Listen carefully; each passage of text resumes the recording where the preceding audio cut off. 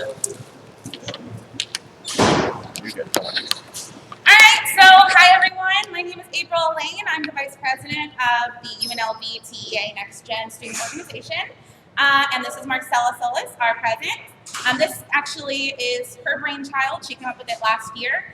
And it was just for UNLV students. And we decided that it would be fun to kind of see what students across the country are doing and give them the opportunities that we would want to see. So we tried to create this fun project for them to create that can go into their portfolio and just give them an opportunity to kind of stretch their creativity. So we chose escape rooms, which is a pretty open medium. You know, it's constantly changing thought process about what can be done, and it's constantly becoming more immersive as well. And so that's something that we're really interested in. So without much more to say, we're going to have our first group come up. So these are one of our live presenters. So these are actual UNLV students. We have Nicole and Ten, and I'm sure they'll introduce themselves as well. But, oh, and I should probably introduce our judges as well. Sorry, guys. All right, so over to the left, we have Troy Curd, the creative director of Majestic Repertory Theater. We have right next to him, Scott Acton from Forte Construction and Design. He is the CEO. And then over on the other side, we have Jason Egan, the owner of Egan Productions, who have done the highly esteemed Saw Escape Room here in town. So thank you all so much for coming. Can we get a round of applause for our judges? Oh, and we did have one of our other judges who popped up. So we did a secondary competition for designing posters for their attractions. So we actually have printouts of those posters coming, and we're going to have them displayed over the break. When you guys get food, you'll be able to see them all lined up over there. She did a solo judging of that. So thank you so much, Helga. She is a professor with the Entertainment Engineering and Design program. Her background is in graphic design, so we thought she would be the perfect person to ask. So thank you so much, Helga. So to get us back on track, first group. We actually made a film for a model as well, so can we put it on the judge's desk? Or? Yeah. Just on the clicker? It's fine. Cool, cool. No clicker? Just give me Oh, you're gonna get a lot of work to do. Oh yeah, 28 slides. I'm gonna keep going like that for you. I got you. It's 28 slides with animations and transitions.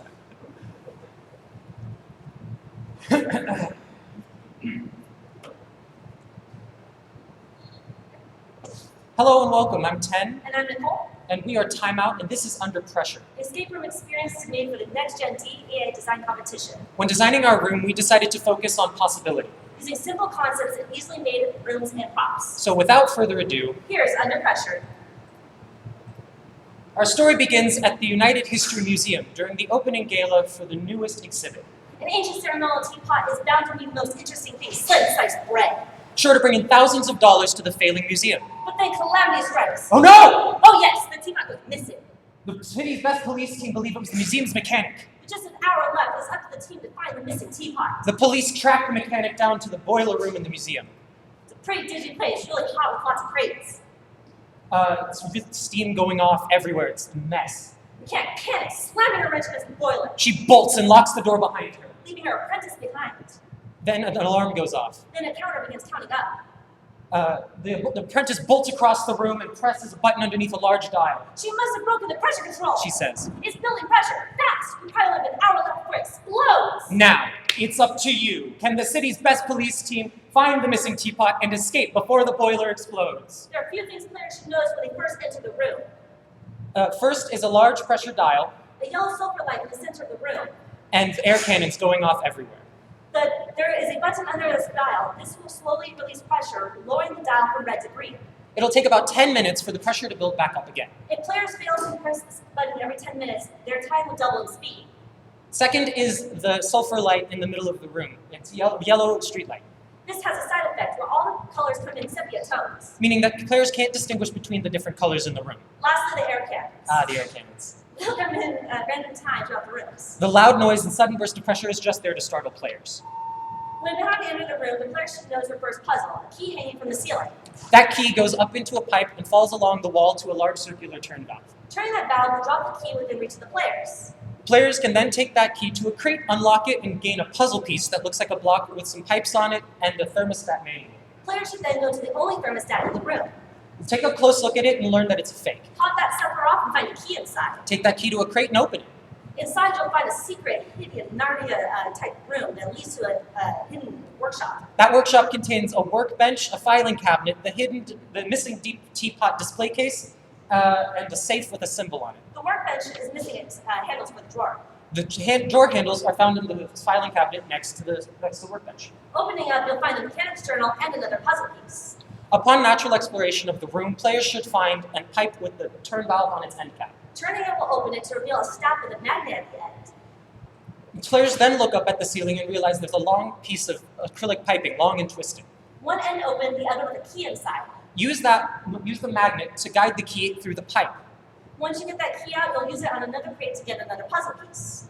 Looking at the wall with the thermostat and the boxes, players will notice a bunch of plugs, They are labeled but they're encoded, with pink and cipher. the key of which can be found at the back of the mechanic's journal.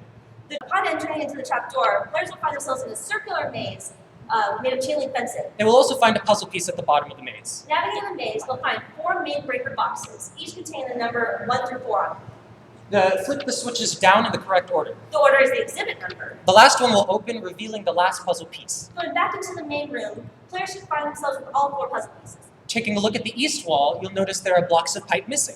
Players should match the pieces to their respective places on the wall. Trying to line up the pipes on the puzzle pieces, of course. Of course. Once all the puzzle pieces are back in place, the system will hiss back to life. Players should then follow the pipe along back to the boiler. There is a series of valves along this symbol on them. The same symbol that was on the safe at the beginning. The very same. That means that if you took the numbers from the dials where they stopped at and plugged them into the safe, it should be able to open, right? And find the missing teapot. There's one last thing to do. Place the teapot back into its missing display case. Once the teapot is back in its case, it will steam up. And reveal a code inside. Not in plain sight? Not until after it's steamed up. So what's the code for? By the door, of course. Excellent. Plug the code into the door into the keypad next to the door. It'll swing open, and you've escaped. Now open the floor for questions.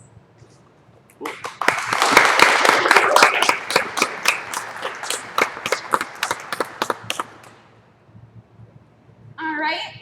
Do any of our judges have any questions for this wonderful first team that we have here? Nicole and Ten.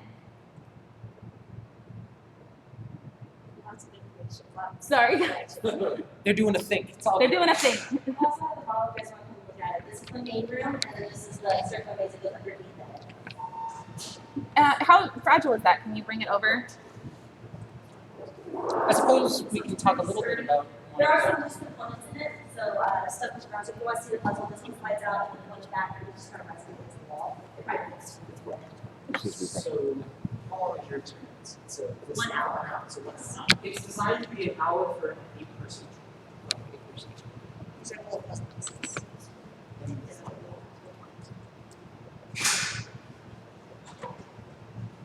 And is this one attraction or multiple attractions? Is that possible? Or is it the same one?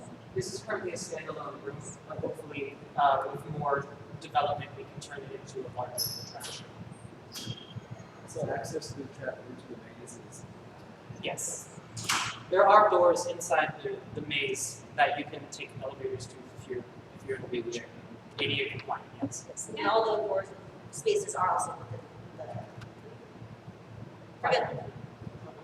the entrances are within the. Oh yeah, everything is ADA compliant. We had measured out. I took a lot of care of things. That's true. And I just wanted to give a note to the judges. So for this, we did only require that they create 2 puzzles, obviously with in mind that in the real experience there probably be more, but just for the scope of the project, just 2 really well thought out puzzles. So I'm sure there's plenty of more ideas they have. If you have any questions, then we can explain them a little bit further. We just try to speed run through the entire experience. And I can move this over here if you want to see it as well.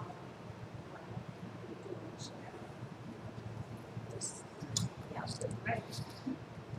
So when we talk about targets, one of our questions is target audience. Did we talk about target audience? Who's the target audience for this particular? So we're looking more at teams now because it's a really intense experience. We want loud noises, like flashing light. We don't want anyone to get too overwhelmed. Also, anyone who's kind of susceptible to that. And so if If the pressure is invented within 10 minutes of siren would sound, so if you have an epilepsy, we wouldn't recommend it because it might trigger that.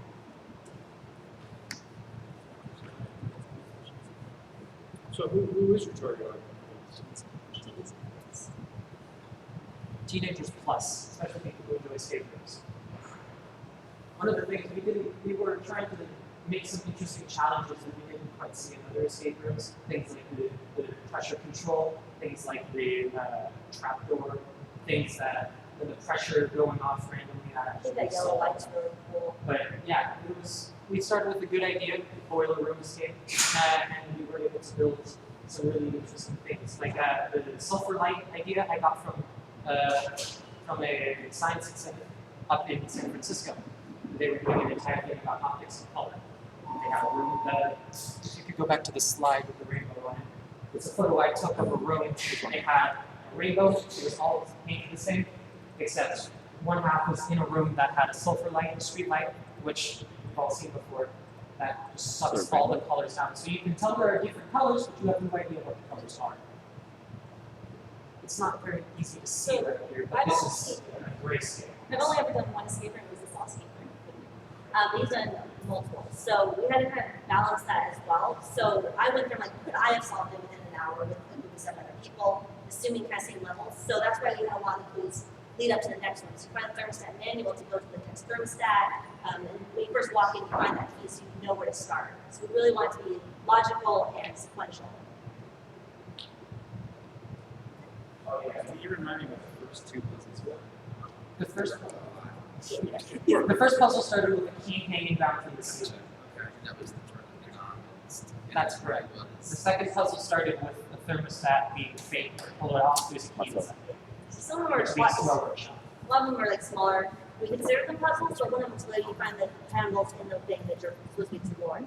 Yeah. So there's really only 3 or 4 main ones that are really tricky, but some of them are smaller. We consider them puzzles. All right, so are we about ready to move on to the next group? Or do we have a final question from the judges? We good? About 60%. All right, you got it. All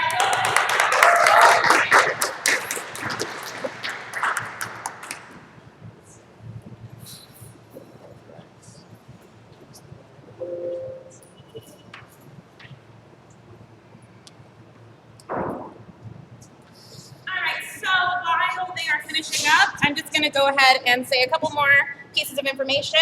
So we are about to do our first remote presentation. So since we decided to go national with this competition, it came with a couple of challenges this year. So what we are setting up at this moment, we had all remote competitors send in video presentations in formats of their choice, whatever. We kind of just encouraged using their the medium that they're best in, and whatever they felt was best to convey their concepts. So we're going to be pulling that up, and then once their video is done, we will be pulling up a Skype call, and that way the judges can ask them their questions the same way that our in-person competitors will be able to. So our first out-of-state competitors are going to be, I believe, Cara and Bridget. So it looks like we have their video up right here. And I just want to point out to the judges as well that we do have these videos available to you at the end if you want to go revisit any of these PowerPoints or videos right after all the presentations before we pass out the awards for any last minute questions. But are you guys ready? Awesome.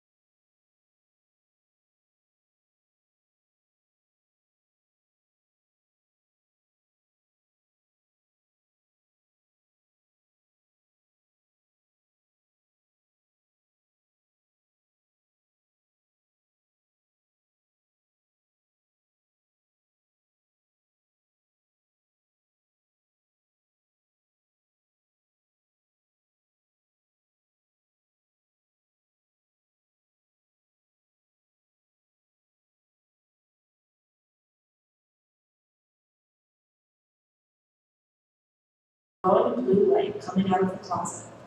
When players open the closet doors, they will find that the back wall has split and moved into pockets in the walls, revealing a portal that allows them to enter into the next room, the alien lab.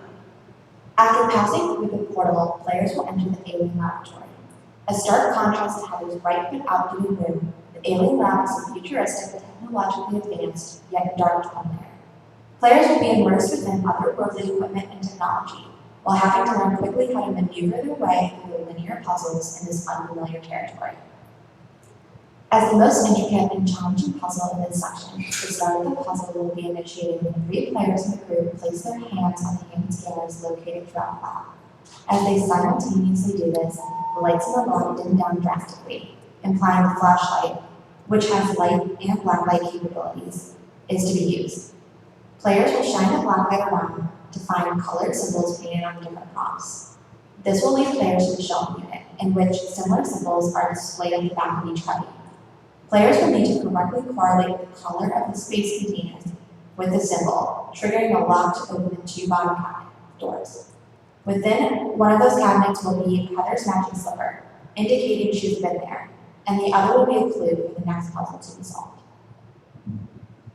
Once guests have finished the last puzzle, they've solved the mystery. During the night of February 21st, 1999, Heather was awoken by her TV turning on to static and found a bright blue light shining through the closet door. Before she could finish putting on her slippers to go check it out, she went unconscious. When she woke up, she was strapped to a chair in an unfamiliar environment with a large glowing claw above her. Heather had been abducted by aliens who wanted to study the most stereotypical Earth specimens they could find. After they finished their experiments, they fully intended to let her go home. Problem is, they opened up the portal to her own dimension. Heather has since been lost somewhere in the time-space continuum. It's not a happy ending, but at least now we're one step closer to locating her.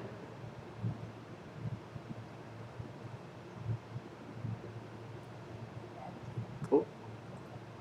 Alright, so how are we doing? I'm pulling up this guy for one second.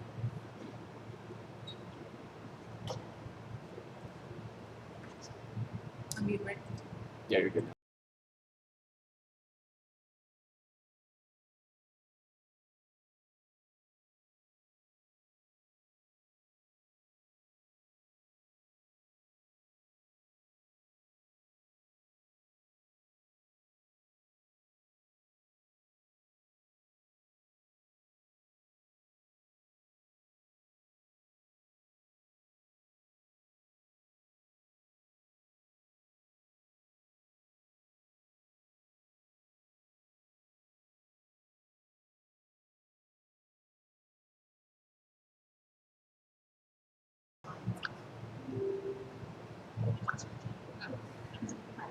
Okay, alright. So we got you guys. Are you gonna put on the screen? Oh, I guess I can. So judges, do you guys have any? Can we move?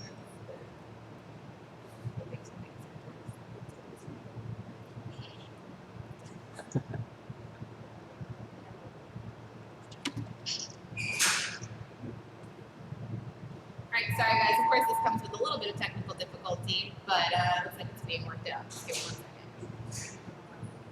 Yeah, the first group. I'm right.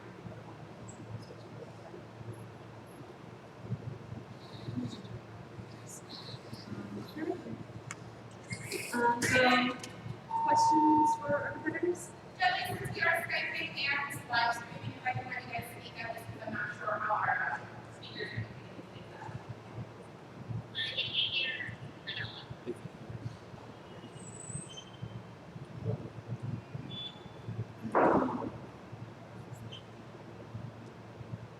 Can you hear us now?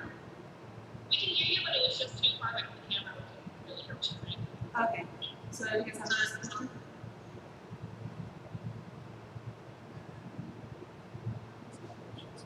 I don't have any questions. Any questions? It was a good presentation. It was thorough, so we appreciate it.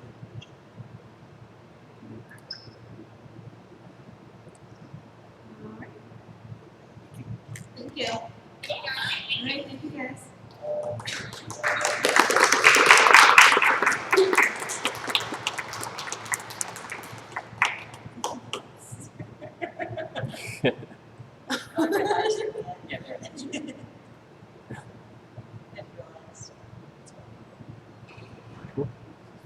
Which one's next?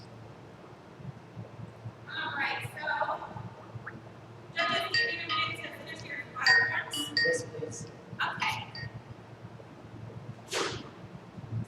So our next group is also going to be a remote presenter. So we'll just be working on pulling up their stuff while you finish up whatever you need to do, okay?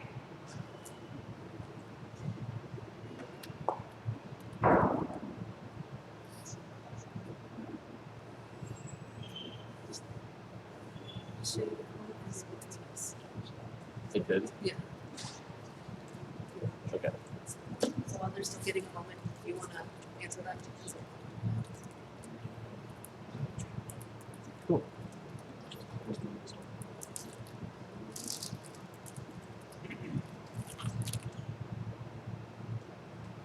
Are we good?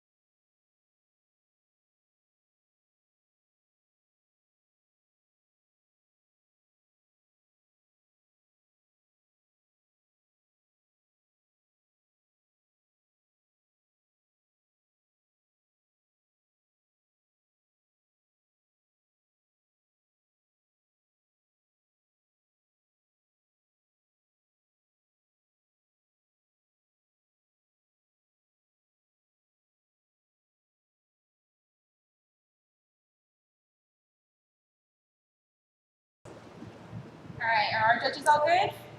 Yeah, thumbs up? Awesome. So our next presenter is going to be another video presentation. So we have Kalika. This is going to be our first solo competitor. So people were allowed to work either solo or groups of two.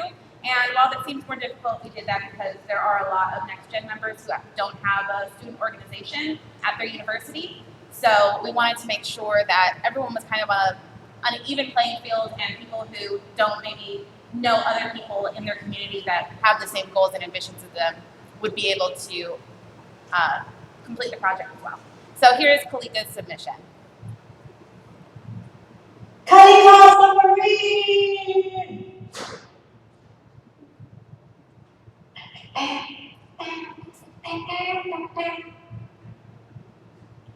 Target audience and guest experience. This game is recommended for players of 8 years old and older. All the puzzles rely on teamwork. There's a radar screen on the control panel that shows the monster moving closer as the clock counts down. If the players unlock the door within 1 hour, they have executed the monster. If time runs out, the submarine is swallowed by the monster. This will be stimulated with sound effects and cloud vibration.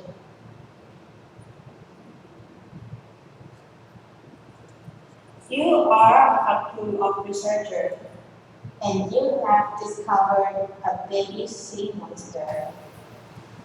You want to report your findings back to the lab. But there's a problem.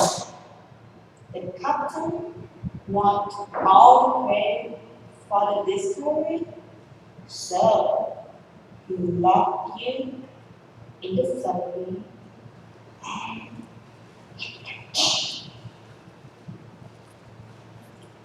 You have to hurry up and find a key before the mouse wants to arrive to protect her baby.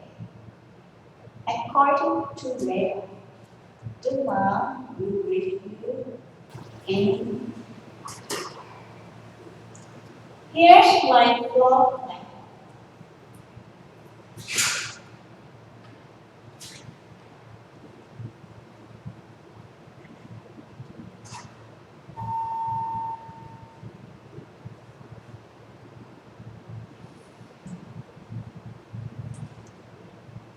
There's a button on the control panel that says Unlock Periscope. One player must hold down the button while another player looks into the periscope. When a player looks into the periscope, they will see a bird with a large number 1 on it. Then rotate the periscope clockwise to reach the next bird, which has the number 8 on it. Keep rotating to see the next bird. The final code is 1830. This code will unlock a drawer containing a map. A map is used for the next puzzle. The map from the last puzzle shows the submarine's travel path. There are 4 stops marked by X. Players have to compare the map to the globe. Each country on the globe has the first letters on its name. Each stop will give you 1 letter. These letters are the code for the lock on the cabinet below the globe. In the cabinet is the key for an exit door. Calico, sorry. Thank you for joining us. Please come back again. Dun, dun, dun, dun, dun, dun, dun.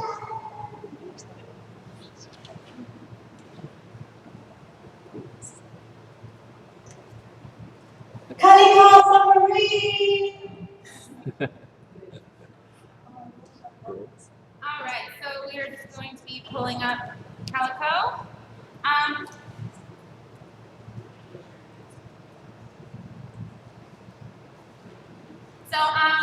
While this is getting pulled up, I actually will be passing out the programs. I can't see myself. Oh, actually, I'll wait until later. Hello. All right, give me 1 second, Calico, okay? It's just gonna be 1 second. I can't hear you too. Hello? Hello? It's gonna be 1 second. Hello.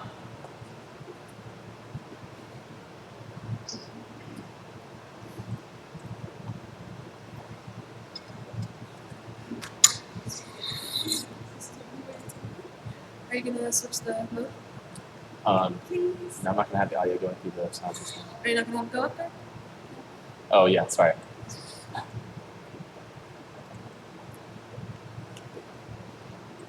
Hello. Hello. How are you guys? Good, how are you? Great. Thank you. If you guys can speak up, I don't know how good our speaker is over there.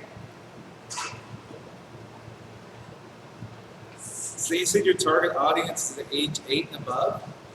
Yeah. Are these puzzles scalable in difficulty? Fine for the kids. Well, if you had an adult group go in there, could you make the puzzles harder? Oh yeah. Oh. So you want me to make the puzzle harder?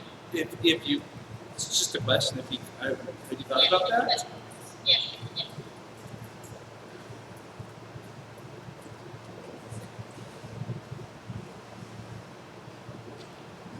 Did you do all the artwork yourself for the presentation? Yes, I am.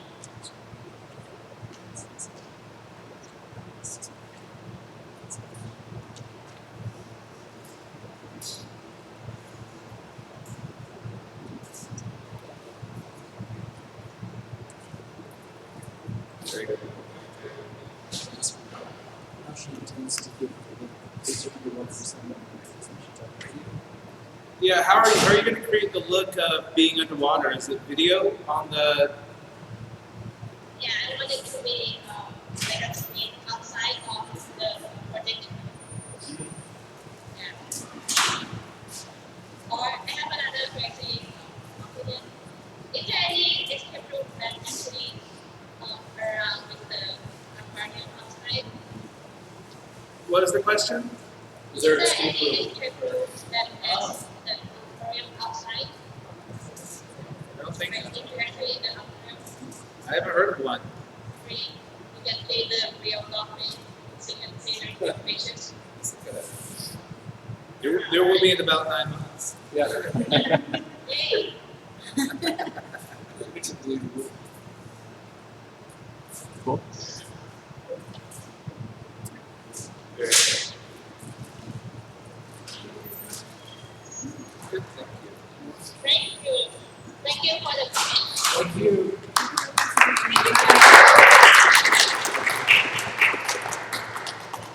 Bye.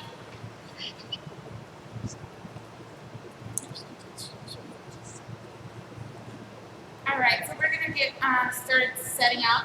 The next presenter is another remote presenter and another solo competitor. So judges, just go ahead and let me know whenever you guys are done filling out whatever you need to fill out, and then we will get that going.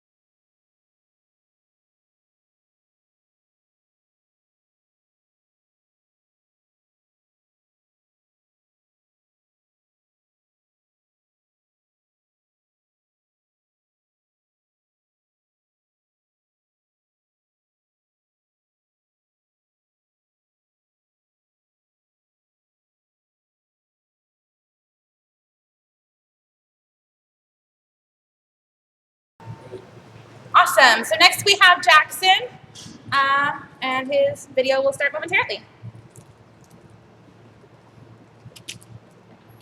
Hello everyone, my name is Jackson and this is the 100th one. The story begins with talking about where people have been found missing in the bodies that can be found mutilated in my area. And the reason this was found up the fact that it is the boss is all you that has to do with this at a time, but it was not enough evidence to support that theory, so I orthodox methods are necessary as life is only one. So Spalding has to do with opinions in the house and try and find a family, and that is where your experience begins. You'll become really minute with me. So the experience first starts with them being informed of the vision they're on, and then while they're inside the neutral pipe, and sort of get this opportunity for and the history of the killings. And then yes, we find Anna in the torture room and see that she is not there. Where is she gone? But there's clearly blood there. So the body's not been found. So your the ship focuses 90 to find the body.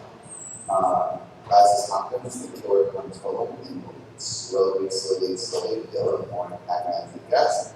Investigators successful in finding the body and are able to rescue it, or the killer comes home and gets her killed.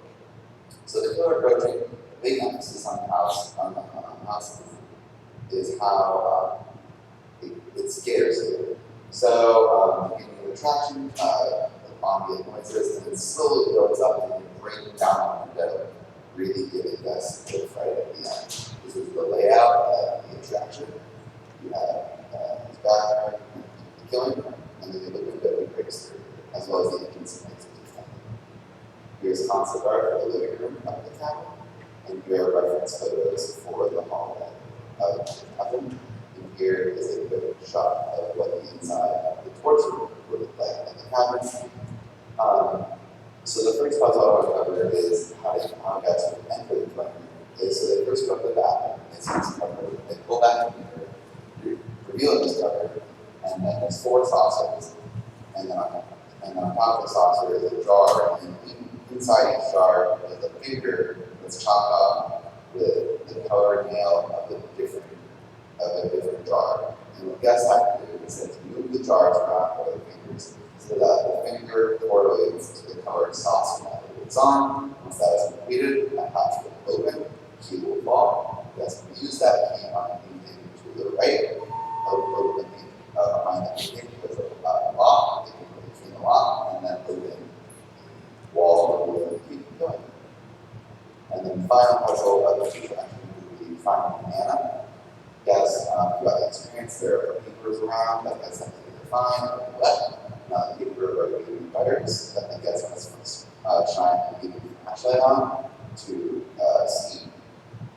And then there's numbers in the corner that are the dates of the killings. And you guys must put those numbers in order and then use those numbers to unlock the cupboard in the kitchen where they will find Anna's body. Stuff in the trash can.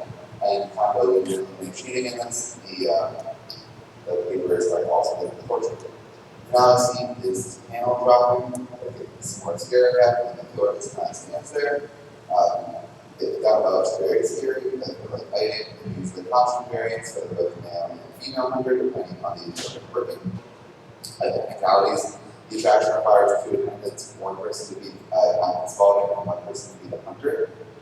This costume is 60 minutes. It's designed in a way where the props can be moved around and the event in the past would be done in something like that unavailable with someone with special needs. They can accommodate groups from 2 to 6, and it's obviously 100 square feet. And then the demographic for this attraction would be we're really trying to accommodate on the people who are forward, people who spend the money at the haunted house event. Really, this is more for the horror fans of this game rather than people for a mental challenge. With that in mind as well, the puzzles are designed to be on the easier side, where we're trying to attract people who aren't avid escape room fans and more catered to new fans. Thank you so much for watching my presentation, and thank you. Bye. All right, awesome. So we are going to be pulling up Jackson momentarily on Skype.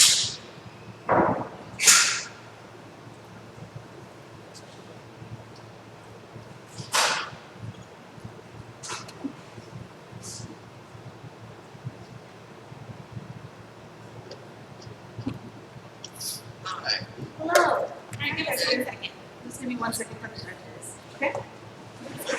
It's just gonna be 1 second for the judges. So they can break down this.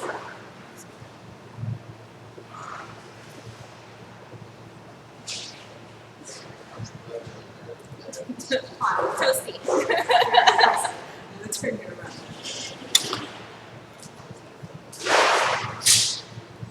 All right, judges, do we have any questions for Jackson about his design?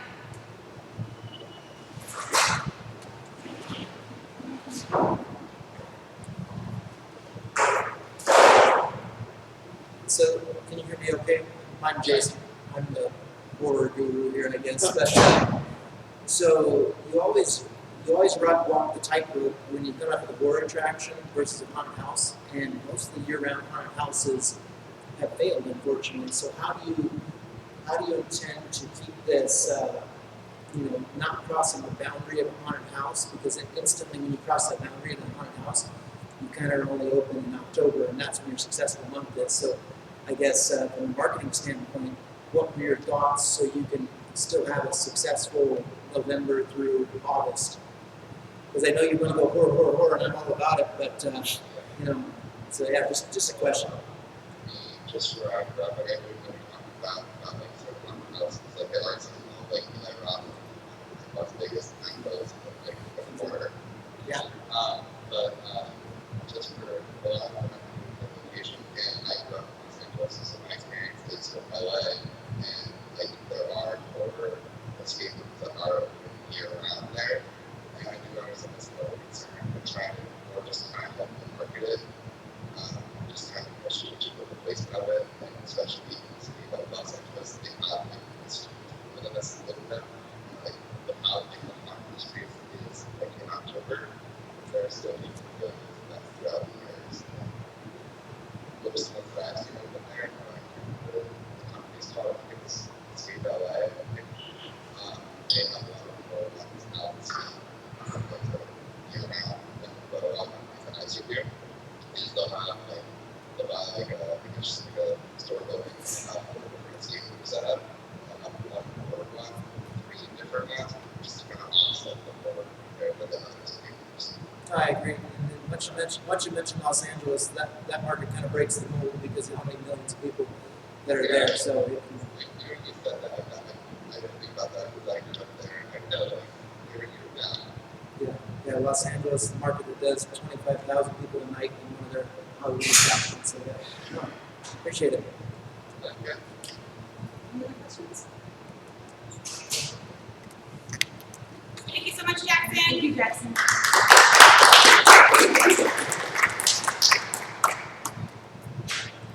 All right, judges. I'm assuming you guys need a minute or two to finalize your scores. You guys need a couple minutes? Like 1 minute. Sorry. All right, no problem. We're actually doing pretty good on time. So we'll be pulling up the next group while you guys are finishing up. And this is another 2-person group, also remote.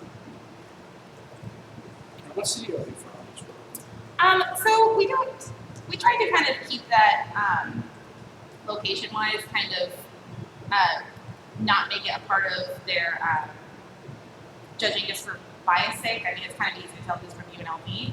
But we do have a little bit more in-depth information on them in the program, or I guess we just have their names. But I have it if you guys want to see it. It's not going to change. Oh, yeah. Was it all done through TEA? So what we did is we contacted. We started with Shannon Martin. We started with Shannon Martin, and she got us in contact with a couple other people over at DEA that work with NextGen, and they helped us kind of just spread the word of the competition. So we were still in charge of creating all of the everything, but they went ahead and spread it to all of the registered organizations through NextGen, so all the student orgs like we have here, and then also shared it on their social media. So any individual students who are NextGen members who are following them were able to see it and as well. So,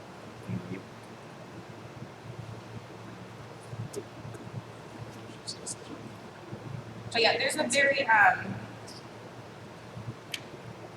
wide range. So we got quite a few from Florida, a couple from California, a few from SCAD. Oh yeah.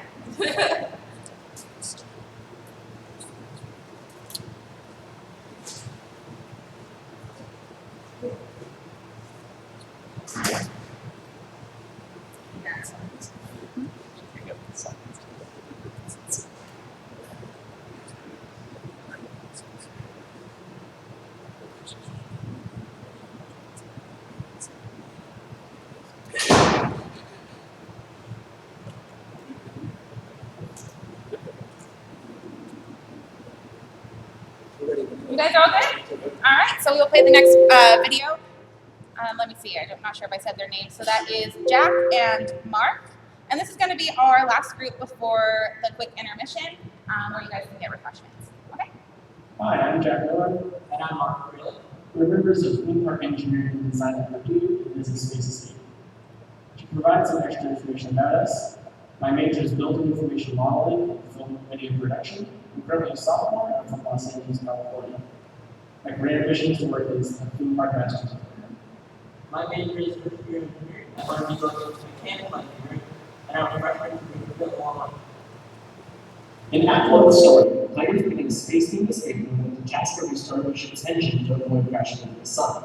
The players are accompanied by an experimental artificial intelligence system, which is touted as being an exciting new offering by the escape room company. This is going to be based on a pretty common trope in theme park rides of having a new type of technology that goes around. In Act 2, after the players fail, and they will always fail, to save the ship, a logical contradiction causes the AI system to lock the players into the escape room. We were inspired by the 3 laws of robotics by Isaac Asimov, specifically the first law, which reads, a robot may not injure a human being or through inaction allow the human being to come to harm. Now, we know that AI and robots aren't exactly the same thing, but they're really similar and thought that would work really well for the story. So after the AI system comes this contradiction of having to protect its humans while not interfering with the game, it determines that the players are the root cause of the problem and locks them into the room. With the help of an outside engineer, the players are able to work together to overpower the computer power. We were heavily inspired by the film 2001: A Space Odyssey, and especially the main villain of that film, Cal. We also wanted to put a medicine on the concept of escape and what it meant to be locked in. This is a model that I made of the room in Planet Coaster. It's worth noting that this is only a rough mock-up of the room, and it's not exactly the right dimensions, but it's pretty close. This was really just to give a good idea of what the room would look like and the central aesthetic of the room. Obviously, right there is the door, kind of large, cylindrical, powder tube thing. Really just common props that are found in like engineering rooms on spaceships and sci-fi TV movies and movies. Up here is this loft level. Because it's a pretty small room, we decided to put a second level on the loft so that we can open up the room a little bit more. Right here would be an escape button so that if, for any reason, if it's an emergency, people really need to leave, they can press that button, and the game's over. But we really want to give this idea that they're really in a spaceship and it's pretty immersive up until the point that Act 2 begins and the immersion changes to a different level. So we went through the design process at the same time as the idea generation and the story generation process. So we started off with just a visual sketch and a list of ideas that led to more detailed sketches and digital floor plan, as well as the plan poster model, which saw it as the second book, as well as the story which we provided. Puzzle Born takes place during Act 1, in which the players are still part of the spaceship. In this task, they will have to retrieve a large power crystal type object in a large glow box. This is going to require cooperation as multiple players will need to have their hands in these large astronaut gloves to get the keys to open the box from the inside. Once they get the box open, they will have to move this crystal to the depository on the second level of the room. But during this time, this is when the AI will inform them that they've run out of time, and this will cause the AI to go insane. During the grand finale of Act 2, for the final puzzle, 3 players will have to cut a correct series of wires in 3 different boxes placed around them at the same time. This isn't a particularly difficult task. It will be exhilarating and serve as a memorable ending. Some final thoughts on Space Escape. Our target audience is science fiction fans and regular escape room players. What makes Space Escape unique? At its core, it's an escape room about an escape room. We're also really proud of having the loft level, as it opens up the room and adds dimension to the space. Having an AI system in the game that goes around plays on the common use of fancy technology as a replacement for an engaging story. Lastly, if a full script had been developed, there would have been a heavy emphasis on the AI working against the human players by using tactics and reverse psychology to hinder their escape. Thank you for your time. We hope you enjoyed our presentation about Space Escape.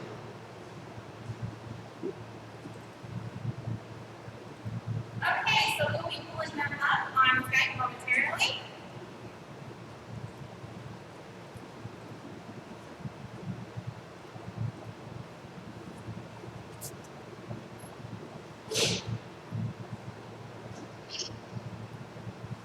Hey, can you see us? We cannot see. Yes. There it is. Can't see. I turning you around to our judges, okay? All right.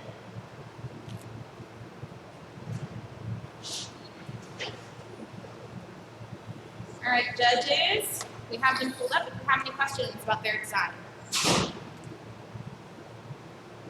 Hey, how's it going? I have a question about the AI element slash character. Would you have somebody on mic actually responding to who's in the room?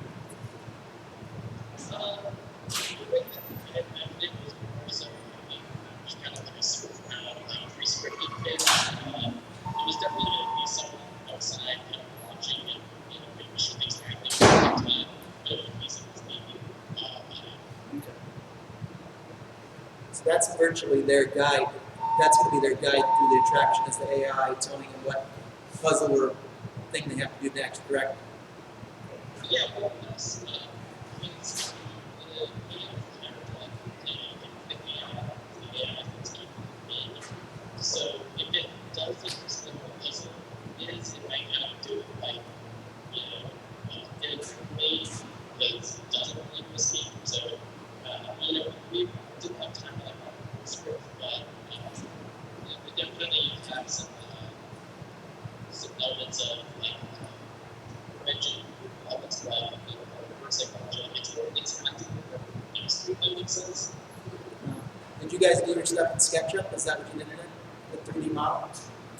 That they use the Autodesk app and That was good. I liked it. I liked how you showed us the whole room, and that was fun. That was really good.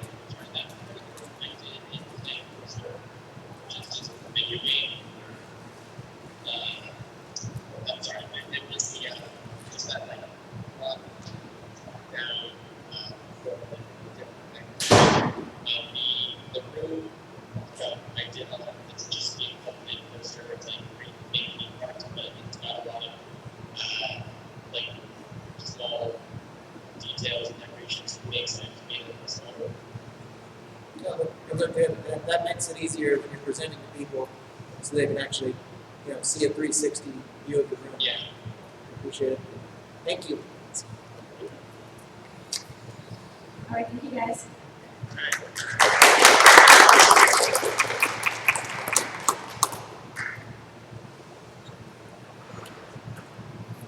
Alright, so that was the last presenters before the quick break. So I believe we have the next presenter scheduled for 1:20, so we have about 15 minutes. We do have some snacks and refreshments in the back. There's coffee, we have tea, and just some cheese and meats and fruits and whatever. So go ahead and help yourselves.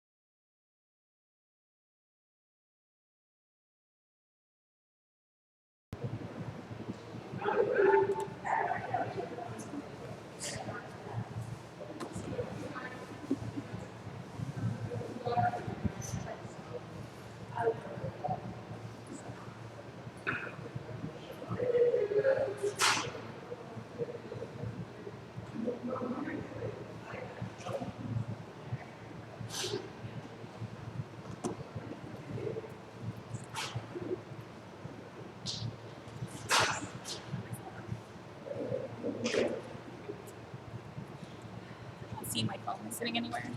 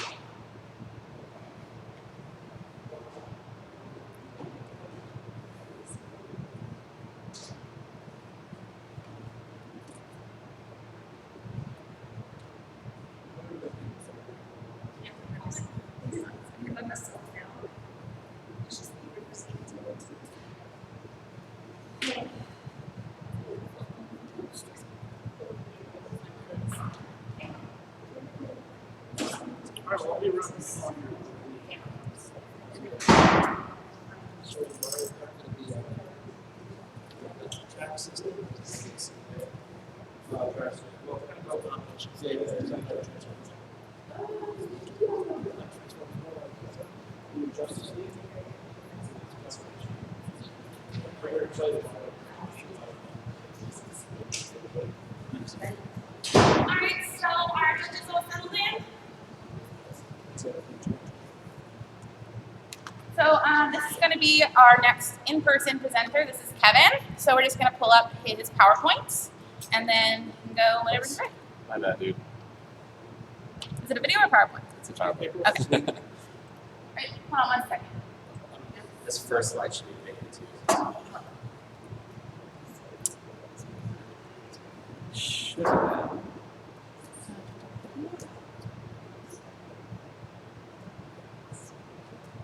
Oh wait, it is It's video. really subtle. It's running. Oh yeah, it's subtle. Yeah, I Okay. see. It's at 27 seconds right now. Huh? It's at 30 seconds right now. Alright, just I think you can refresh it. Refresh it. Oh, there you go. Yes, you can't really see it on this one, but it's good. Alright. Are the judges all good? Ready to roll. Awesome. Kevin? Alright, so this is my escape room. It's called Specimen.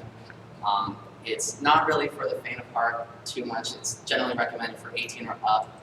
Anyone under 18 can participate with the waiver filling out process by a parent or guardian, and that the reason will be kind of explained later on. So the main story behind it is that you and your 3 teammates are going to be responding to a distress call that's coming. Yeah, you and your 3 teammates are going to be responding to a stress call from within the local family arcade. Yeah. A off-duty recon soldier and his family were last seen at this family arcade center before going completely missing. The local police, when they filed their initial report, stated that there was a very strong ammonia smell, but they were not able to locate, the source of where that smell is coming from. And you and your squad mates know that when there's an ammonia smell, and it's in an environment like this where there's a lot of electricity and a lot of noise, that it usually means that it's been infested by an alien named Sigma. So Sigma is just a rapidly multiplying alien species that will attach to space garbage or meteors, come onto Earth, find a location like that, and then kind of feed off of whatever living beings are inside and kind of just keep going and keep going. So this is the general floor plan once you walk in. Everything is about arcades in this first level. It should be a wait,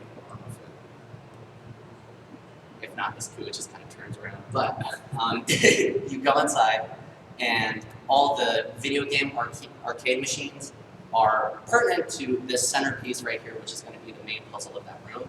And if you go in and you immediately start playing all the arcade machines, you'll eventually get to this final puzzle, but it'll actually kind of distract you if you keep playing and keep playing.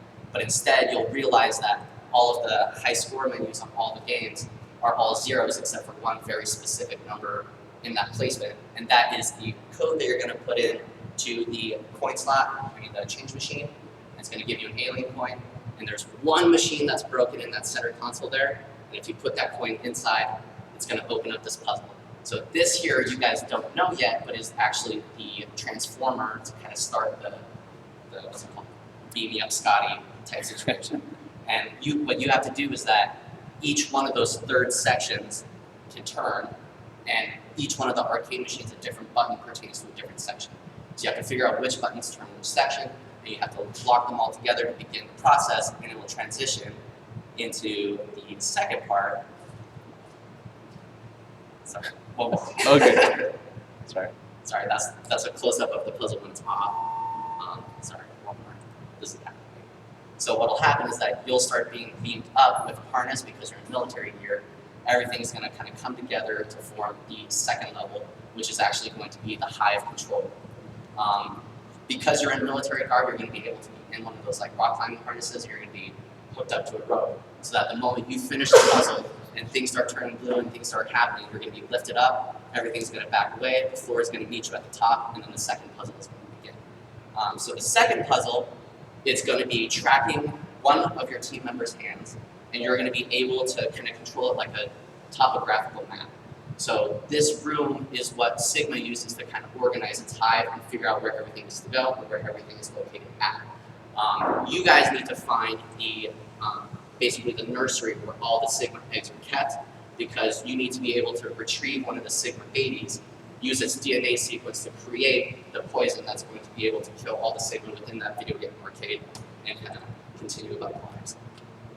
And so inside each one of those hexagon little sections, there's going to be a tiny little screen, and you're going to be able to control it with your hands. If you want the map to move down, you start moving it down, and all the screens are going to change. So you can, all your teammates are looking inside to try to find where the nursery is. You can turn it, you can twist it, you can kind of have it move all you want to kind of see where everything is located at. And once you kind of reach that final section, you're graded in the nursery, and this is where you're going to have to use that same harness system and kind of mega jump all the way up to try to figure out which one has the Sigma baby, grab it, bring it down, and then the finale, which is another reason why you're in that harness with the rope, is that once you retrieve the baby, the queen recognizes it, and she's going to start trying to get you guys, and she's going to come, she's going to come down, and then the floor is going to drop out, and you're going to drop down to the bottom floor, and the game's over. So it's kind of crazy, kind of a lot. Which is why I strongly recommend it for 18 up, because of the fact that you're moving up, using the harness, and going around all these different places. But yeah, I'm glad I got that. Alright, so now I'm going to turn it over to the judges to ask you any questions they may have. Judges? So are you harnessed in what you released in the arcade? Yes. So the whole time you're in there going around, you've got your Yes. So you're tethered, you have a low tether type scenario. So how do you get, I'm just curious, functionality? So punishes you up to a different level. Is the floor you're moving up to a different level? Is that what's happening? The floor's coming in and closing? No, it'll just raise up and meet you there. So you go in, you're going through the first level, and then you get lifted up as if you're being transported to another area, and then all the lights are going to change. And the moment you get to that level, the floor is going to meet you as if you're feeling like you're dropping back down into a new area. You begin the high. That makes sense. Yeah, it's pretty cool. It's kind of I asked because we were working on a concept once where the room actually came down, the room changed, or actually the walls disappeared and they were reinforced. Some concepts for that. Just we had a seance, okay, and then lights went out, and all of a sudden, there's something else. Something else. I figured I couldn't do like a second level where you got lifted up into the second floor, because then that would include that square footage and that 500. So I was like, you'll be lifted up, and the floor is just going to meet you there, same floor, not a different floor, so still within the 500 square feet. Technically. I didn't market that because office is very expensive. So how are you going to market it? To set yourself aside from the other escape rooms? It's just going to be, everyone's kind of looking for the nice, big, scary escape room. You know, if people are like, oh, I'm not really that into escape rooms, you know, this one's going to be the one where it's like, you're in a harness, you're lifted up into the second floor, there's aliens, the floor's going to drop out, everything's crazy. So it's kind of like for the people that want something more extreme in an escape room without going on the floor. Or does this have any more questions? Good. Thank you so much, Kevin.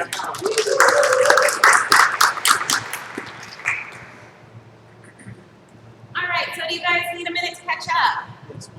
All right, so while you're doing that, we're going to be setting up the next competitor, who will be remote again, so we'll be pulling up their video to play on the screen.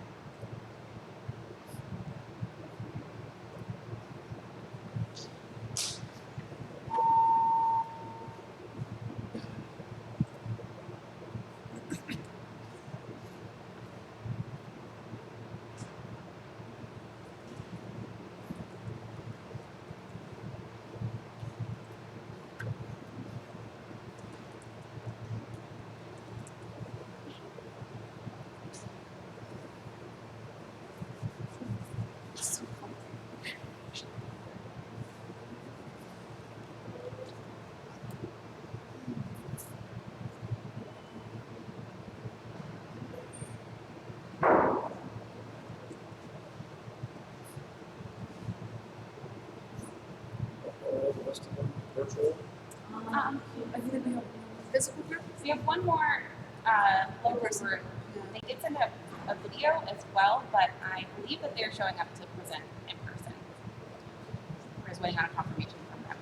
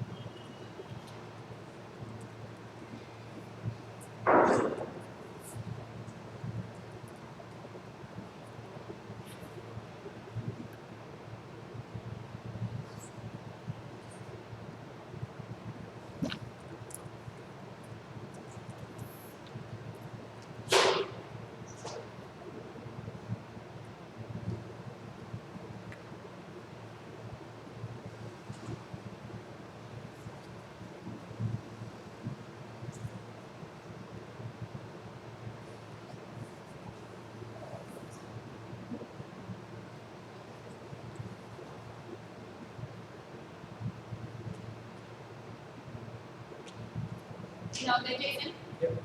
All right. So next we have Jake and Caitlin and their project. I'm Jake Flutter. And I'm Caitlin White. Welcome to the Great Labyrinth. Allow me to be the first to welcome you, heroes, to the Minoan Palace Gnosis, a place with a terrifying history. Many years ago, King Minos forced me, Daedalus, genius craftsman, to build a great labyrinth in which he placed a mighty beast, the Minotaur. This labyrinth I built is so complex no one can escape it. Yet you have come to challenge not only it, but the Minotaur within. As I am the only one who knows the maze, King Minos has kept me captive, and I spend my days dreaming of freedom. To this end, I offer each of you one of these gifts to take on your journey. This mighty sword for those of great patience, this ancient text for those of great wisdom, or the strongest of shields for those of great patience. May these gifts help you in your journey. Make the choice of hope. Welcome to the throne room of Knossos. I am Princess Ariadne, daughter of the terrifying King Minos. We can't speak for long, for the guards who are trained soon searching for me. Take this length of string. You will need it to escape the Great Labyrinth once you have defeated the Minotaur. Your bravery has led you to this point. May it remain with you the next hour. Upon entering the maze, you are greeted by a small dark room with light shining through the crack under the door at the end. You must solve a collection of riddles by the light of a single candle to continue. Once you complete these tasks, the next room is slightly larger, but still lit dimly. While inspecting the room, you find that certain bricks can be pushed into the wall. After pushing the final one completely, Two doors swing open, revealing the lair of the Minotaur. To your right is a stone table with 5 bowls and a massive pot resting on it. Each bowl contains an unknown material, and no instructions seem to be present. To your left is a great stone wall with etchings of an ancient rune engraved on it. These and the gifts presented to you before entering the labyrinth appear to be your only hope. From instructions found on each of your gifts, each hero may approach defeating the Minotaur independently. You, who are the knight, must use your great strength to break the seal on the wall that is reinforcing the Minotaur's armor. Once the seal has been broken, you may thrust your sword into the new gap in the Minotaur's armor, dealing the final blow. You, who are the scholar, must use the knowledge awarded to you in your book to find the correct combination of ingredients and place them in the pot to create a deadly poison for the beast. The knife wedged in the side of the pot must then be removed, now coated with poison, and thrust into the back of the beast. You, who are the shield bearer, must wait with patience for the Minotaur to leave you an opening in which you may thrust your shield, perhaps when he raises his great arms. whoever first conquers this mighty beast shall declare victory for the whole company, revealing a small door hidden in the wall that gently slides open, beckoning you further. As you enter, your eyes are drawn to a maze inscribed on the floor. Surrounding the room are 11 different engravings carved into the walls. The maze could lead to any of these 11. Throughout your journey, you will no doubt notice various clues that seem to have no purpose. Using the Greek alphabet, you must organize these into the correct order.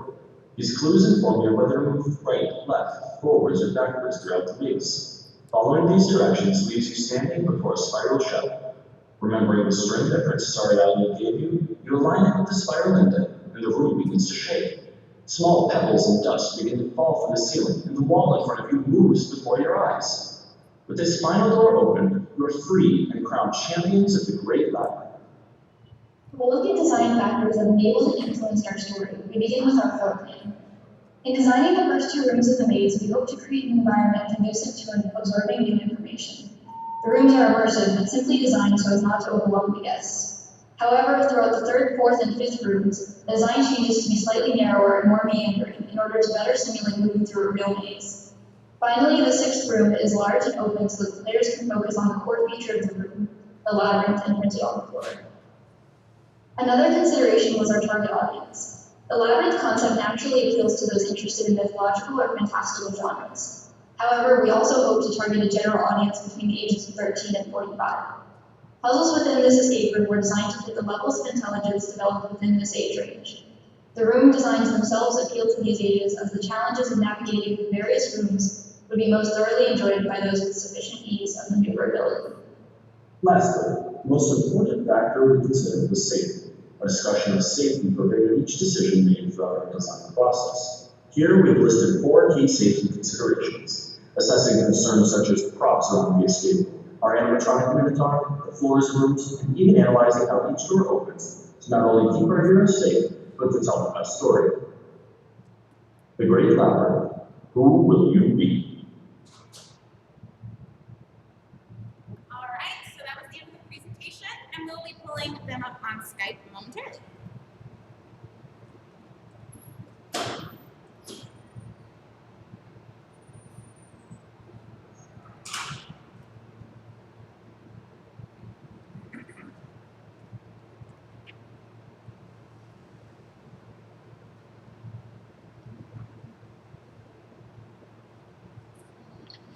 Hello, guys.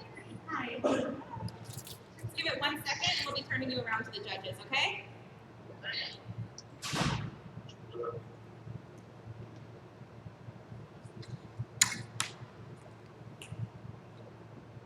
Microphone's muted, I think.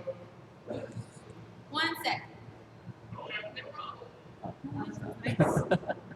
Huh? Can you hear us? Okay. Here are our judges. I'll turn it over to you. You have any questions? Great job. Very thorough. Ethan, Troy, got nothing? Questions, Ed? Good job. I like you guys were very informative, and I like the concept artwork, and I like the floor plans that you did. So, yeah, good job. Thank you very much. You're welcome. Yeah, are there any? I have a question. You're asking a general audience to engage physically with an animatronic. Yes. Are there any fail-safes built into that? Yeah, so we have, we put a good bit of like our animatronic and kind of like how to keep people safe. It's like we're talking about safety is really important.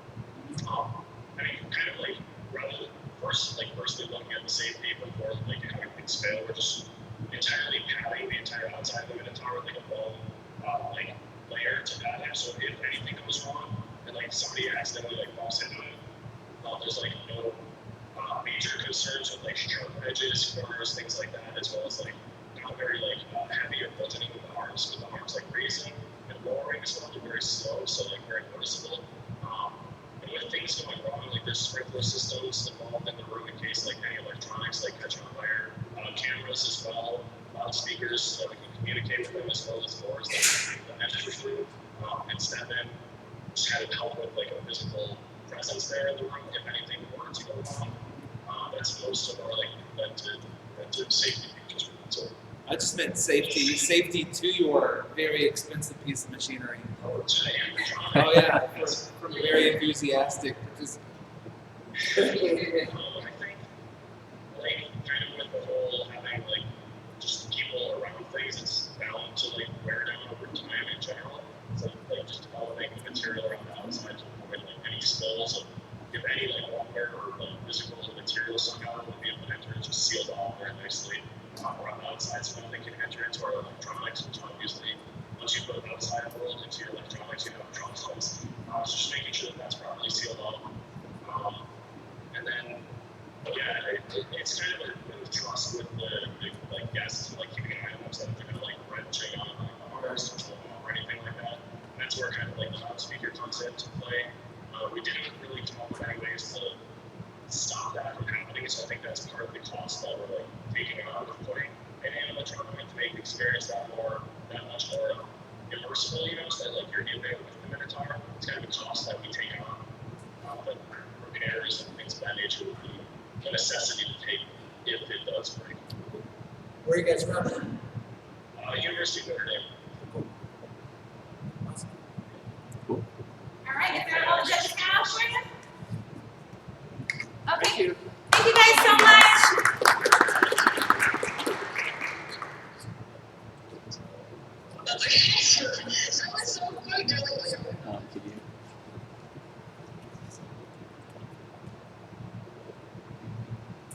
All right, so our next presenters are going to also be folks. Judges, do you need a minute to catch up, or are you all good? You're ready? Okay. So, give us. Yeah. It'll just be one moment for our tech to catch up to everything. Come on, Tech. Come We're on. doing our best, guys.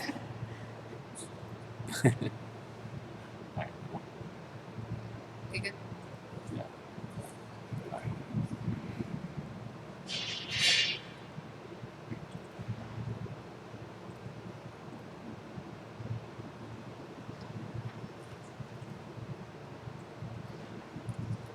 All right, so we have Mateus and Aaron's presentation next.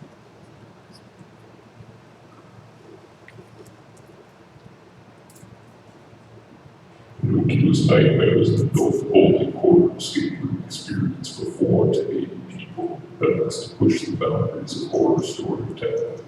Needless to say, it is not for the faint of heart. Before going over the experience, it's important to ascertain a few unique things about the Design Barber.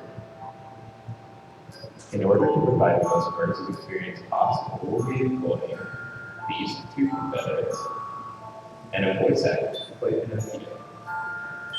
After our guests have received the safety instructions, they'll be split into two groups with one competitor assigned to each. These groups will then be taken to respective rooms. It is important to note that these rooms are stacked on top of each other. While they are being taken to their rooms, they'll receive a backstory similar to the following. You and your crew are sailing the open ocean and you are swallowed by a menacing claw and rolled to sea. You awake as your ship wrecks on the coast of an island. Half of you depart to explore, and the other half stay behind. Those who stay are swallowed by a great whale. The guests find themselves in a warm, wet darkness.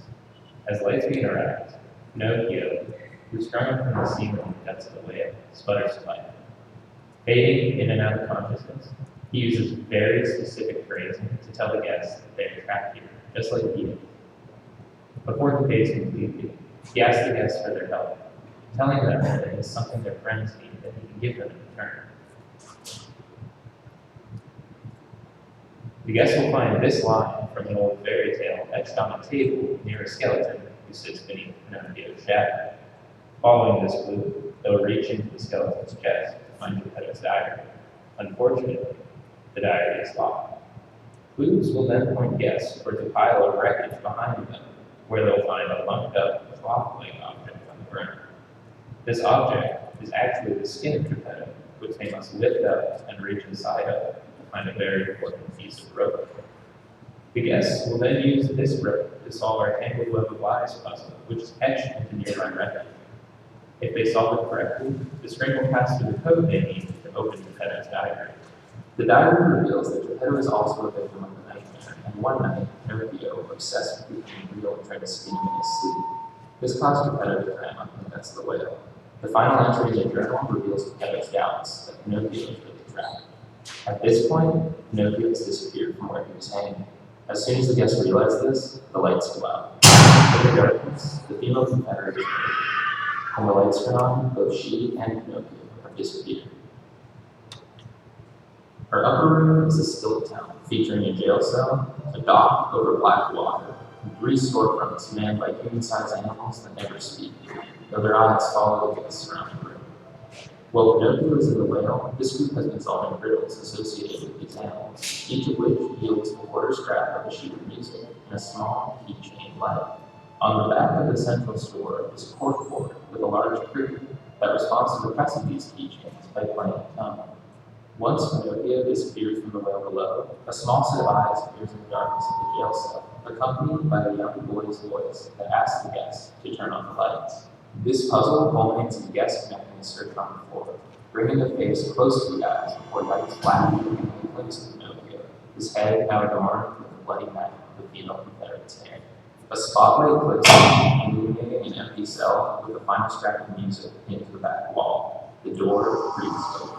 Our male Confederate volunteers to go in. The door closes, the light clicks on, he wails down. The light turns back on. The room is bloody, but the paper remains. The door creaks open once more. Beckoning. Once the guests have mustered their courage, they can use the complete sheet music and the keychains to make the cricket play the Leviathan's alarm, activating a mechanism to reveal the top of the whale under the dock. While guests in the still town raise the whale, those inside of it are discovering these two very important pieces of information. The still town guests find the final piece of information carved into the whale's back. Communicating through the global, the guests can use these clues to deduce they must ask Pinocchio the question, what is your true name? Pinocchio's eyes will be in one of several locations in either room. When confronted, the mob will illuminate his bloody appropriation of the male Confederate's smile. When asked the proper question, he stares for a moment, before getting closer and letting out a blood-curdling wail that comes from every speaker in the room. His power grin, he answers in a whisper, his nose begins to grow before his head falls limp, and the lights shut off. You awake in the morning, only a shadow of a memory remaining of the nightmare you have escaped.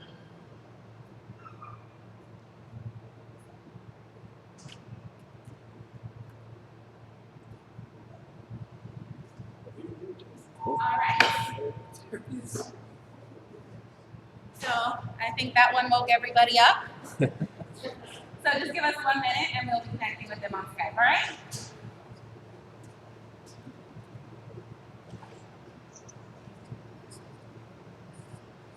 Hello? Yes, I can see you. And can you guys hear me? Okay, awesome. So we're gonna be over in just a second.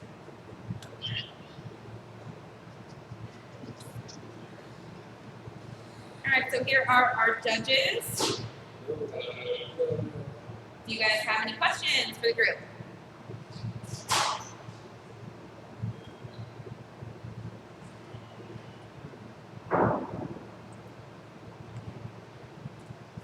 Sorry, they just finished watching your videos, so give them a sec, okay?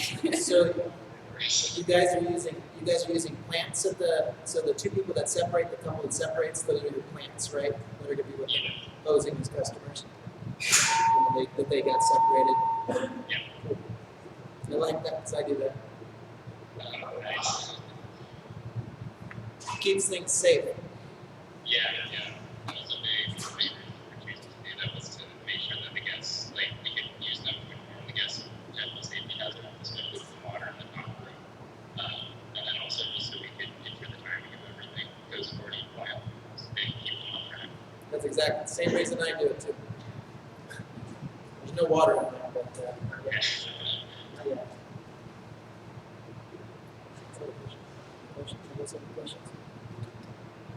Okay, good. Oh, that was a good presentation. Thank you. Great. Thank you guys so much.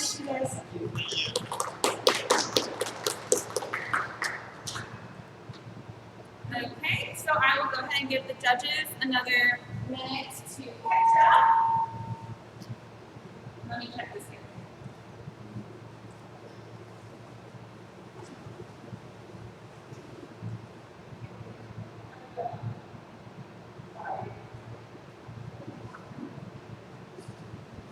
All right, so our next group is going to also be a remote presenter.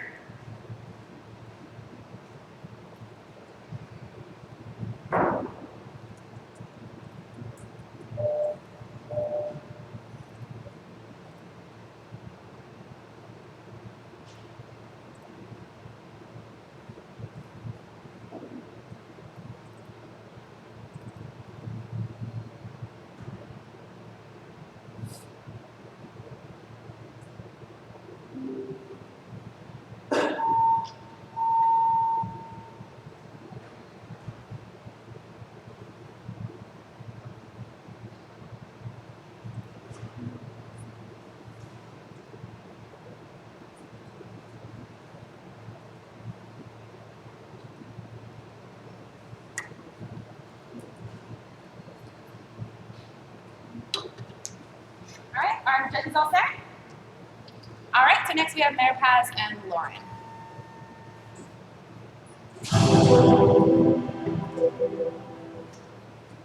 Welcome to the Legend of the Geo. You are a professional treasure hunter who is known for finding hidden locations of historical treasures around the world. The past few years, you and your team have been working on an expedition unlike any other. You have been underwater in your submarine searching for the undiscovered island in the deep waters of the Atlantic seas. Based on your latest research, you are just one step away from finding the final coordinates of the location of your biggest discovery.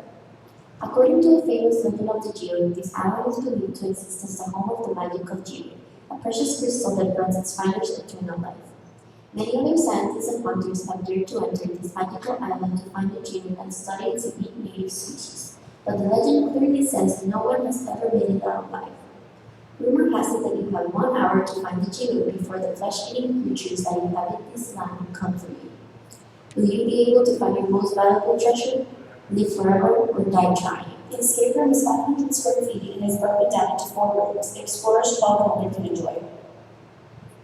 To take the submarine to the right location of the island, the treasure hunters must first put together all their research to find the coordinates of the island. The explorers will find a compass on the desk and realize it is a magnet that has to be placed over the map.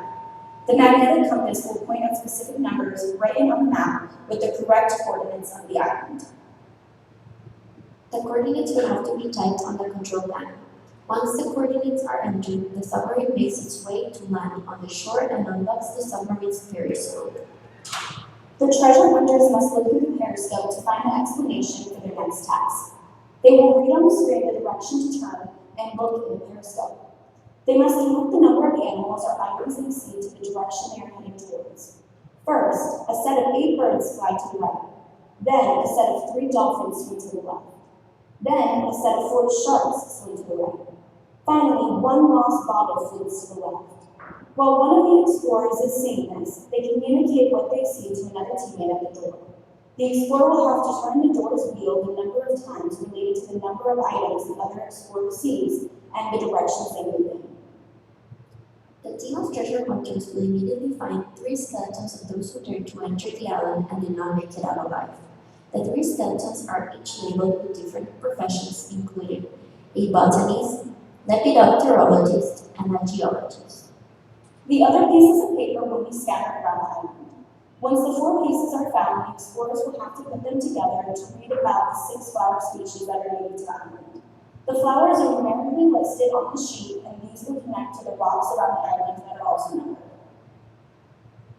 The rock and flowers that have coordinating numbers were put together. The hunters must each open the rocks to reveal a metal plate. When the correct flower is placed onto the plate of the correct holder, the flower will open. Inside the flower, the explorers will find different colored gems. Once all 6 gems are collected, the explorers will go to the center of the room to place the gems in their corresponding spots, labeled with the scientific name of each flower. Once all the gems are in their corresponding place, a secret passage will open. Once they enter the passage, the explorers find another area of the island home to many of the native butterfly species. The notepad has a list of 10 different symbols written down with their corresponding letters, but explorers will use the one shown in the notepad. The explorers will connect the number of butterflies with the correlating symbols and letters in the notepad. The combinations will be pressed and entered into the Jenga wheel. They will see the symbols corresponding to the letters M, N, G, I, and C, which spells magic. The word then must be entered into the decoder wheel stone. Once entered correctly, the stepping stones will rise above the water. Once all the stones appear on the water, the explorers can venture to the cave door and place a butterfly medallion into the carved butterfly wall. The medallion will allow the cave door to open to the final room. Upon entering the cave, the explorers will see a stone pedestal with 6 small carved holes around it. The explorers will have to bring the shovels carried by the geologists and start digging into the sand to find the 6 coded geodes. Each geode will have a hidden message written on them with symbols, and they will have to use the rock alphabet to decode each message. The explorers will find the 6 geodes and decode the words you, live, forever, or, die, and train. These words will be carved on the rock pedestal, and the explorers will have to place the geodes accordingly. Once the 6 geodes are in, the final magical geode will appear on the top of the pedestal. You found it! Explorers will have to run back to their submarine to secure your safety and take the magical jewelry home.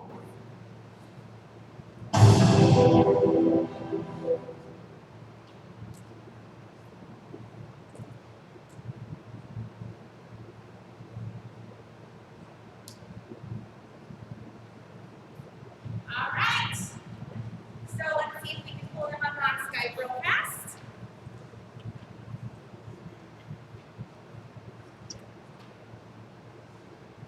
Hello. Hi. All right, give our judges 1 minute and we'll turn you around to them, okay? Can you hear us okay? Hear you guys. Yeah. It's a little too, Maybe just, you're gonna have to speak up, I think. Yes. Yes, like as loud as you can. Yeah. Okay. All right, so here are our judges. Judges, do you have any questions for them? Alright. I do. Who's your target audience for this?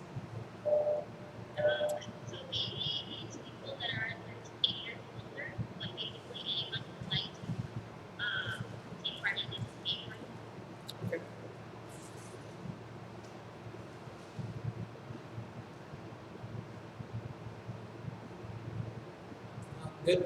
Good concept artwork, very thorough story, I liked it. Cool.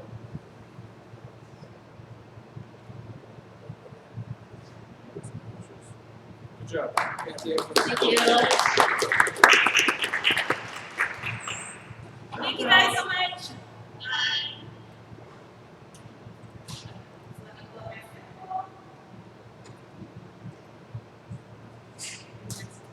Okay. Next we have our live presenters. We have Julia and Claire. Claire, Julia and Claire coming up.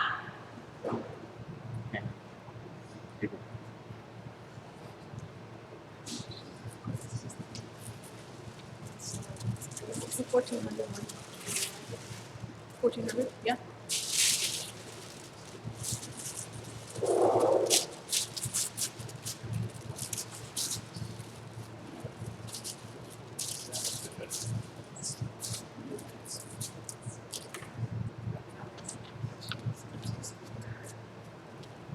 All right, and if you can just give him a point when you want to change the slide. Does that work for you? Yeah. Does that work? Yeah. Okay. So I hand it over to you. Hi, I'm Julia, I'm Clara. and we're team Outside of Mind. Our segment has the voice of Sorry, before you get too far. The sound in here is really loud from the fans. So if you guys could speak up for the live stream, that would be wonderful. Thank you. So, our driver's name for our segment is Home is Where the Heart Is. And our main inspiration for the design is to really highlight and bring awareness to mental illness. And with this design that we have, we were more focused on making something technically sound. So if you were to ask us, we could probably start building tomorrow. So with all the rooms and the puzzles, they're all meant to be metaphors with the struggles that come with mental illness, such as anxiety. But it also highlights the epiphanies that may come along with the journey. So our rough storyline of our experience is modeled after a sleep design, and the 3 rooms are set at times 3, 4, and 6 a.m. So this is our full floor plan. It's scaled at 1/4 inch equals 1 foot, and the progression of the rooms goes from right to left and represents the perspective, self-reflection, and epiphany respectively.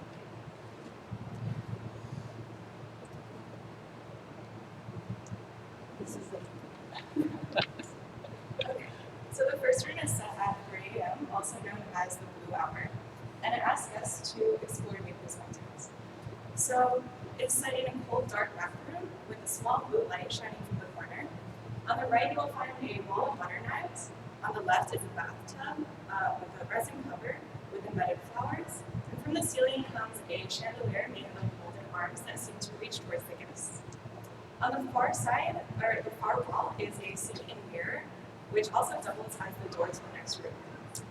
To enter, you have to enter a numerical code, and on the floor is a percentage sign, which you can see here, which acts to what these numbers represent.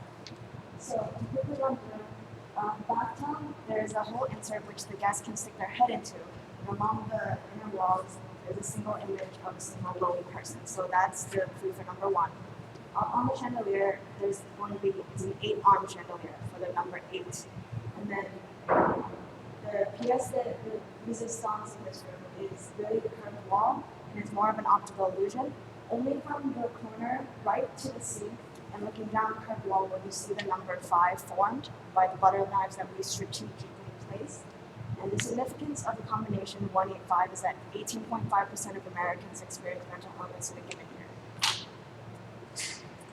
So our next room is set at 4 a.m. and we invite guests to self-reflect. So as you enter through a mirrored door, you will now find a shattered mirror planet on the floor.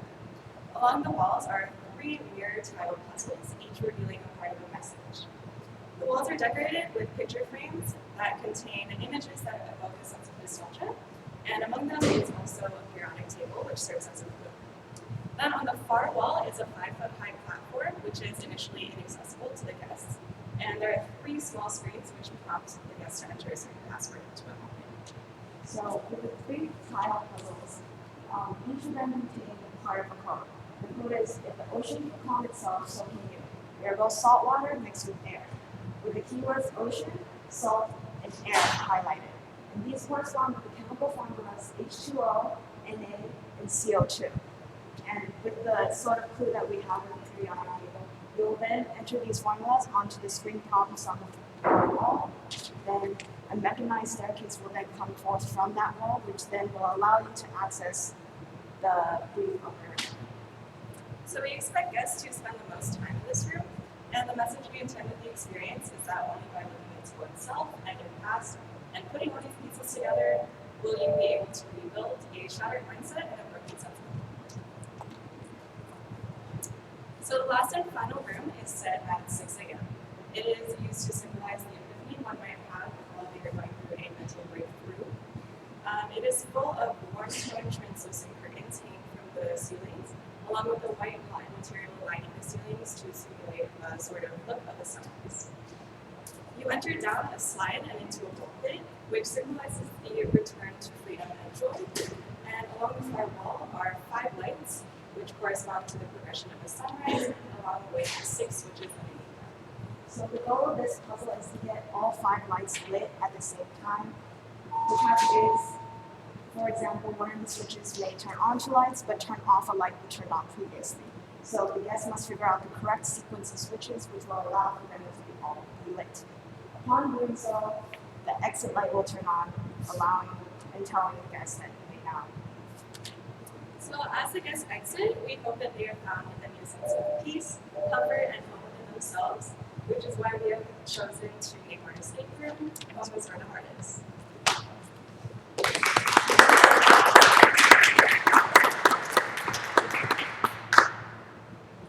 Okay, thank you so much for your presentation. Now we're just going to give the judges a minute and we'll let you know if we have any questions for you.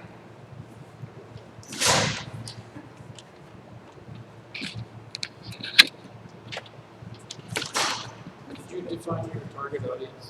Yes. So it can really be used by any age group, but we're doing it more towards adolescents because that's the age where most mental illnesses manifest. And I think we wrote age 15 to 24. Yeah, 15 to 24. And also, I think it's also important to note that we sort of wanted elements of sort of like an art installation, really. So we didn't really intend, our intention was the message and not so much the longevity. If there were to be necessity for a longer run, we can switch out like the statistics and. Good job, thank you. Thank you so much.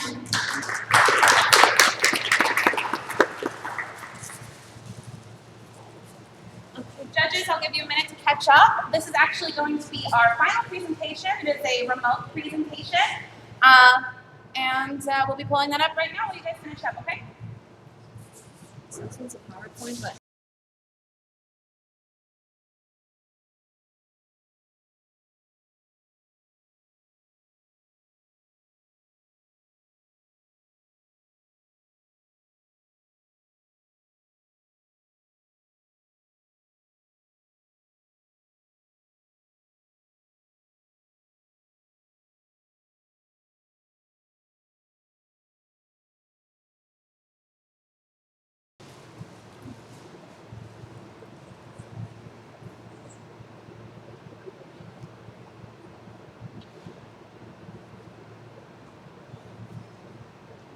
sorry, do that one.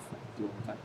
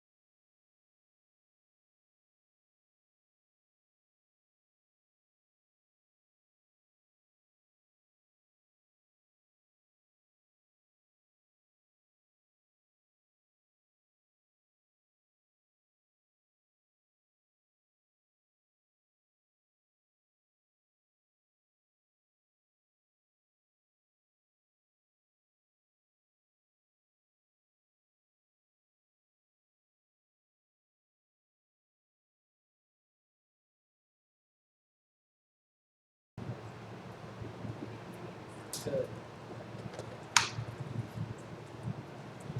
right, judges, are you all ready for the last presentation? Awesome. So, our last presenters are another Julia, funny enough, and Billy.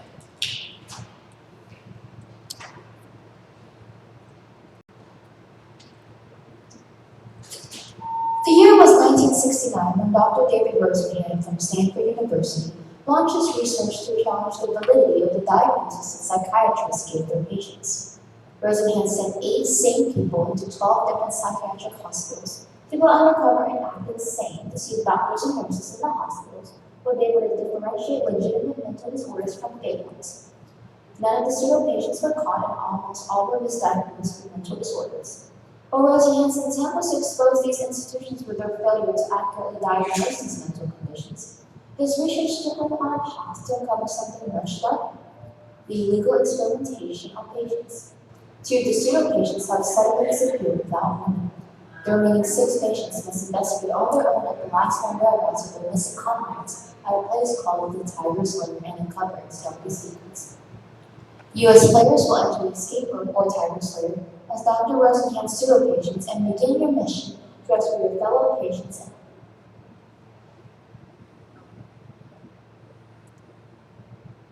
I think I cut off their audio accidentally. So if I go into the next slide. In the first puzzle of the escape room, participants find a note on a bookshelf, apparently from the person responsible for the disappearances. Upon inspection, players will see that it's a riddle. There are 10 books on the ground, and the line in the riddle about crime alludes to the fact that the books are supposed to be about crime. This will narrow down the books that are supposed to be on the bookshelf. The line involving time means that the books must be placed in chronological order within the shelf based upon the publication dates, which are clearly marked on the outside of the book. Upon closer inspection of the bookshelf, players will notice the empty spaces have numbers on the back panel of the shelf.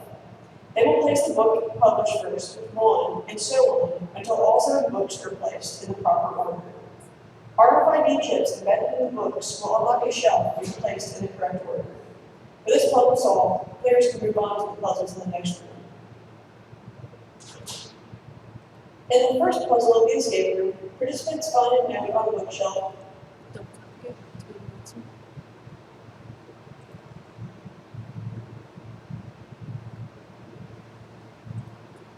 Behind the bookcase, players will discover the experimentation room. They will notice that the exit to the escape room is locked with a digital keypad that requires a 4-digit code with the symbol Delta indicated on the screen. A second screen will then appear after the first code is inputted, prompting the players for the 6 digits of a name with the symbol Omega. This name will be the name of the doctor responsible for the experiments. There will be 2 small beds with a box beside each that indicates the symbol Delta and Omega. Players must choose the corresponding boxes with the correct code. Inside the Delta box, there will be random surgical items and ripped out pages from George Orwell's 1984. Recall that this is one of the books left that wasn't used.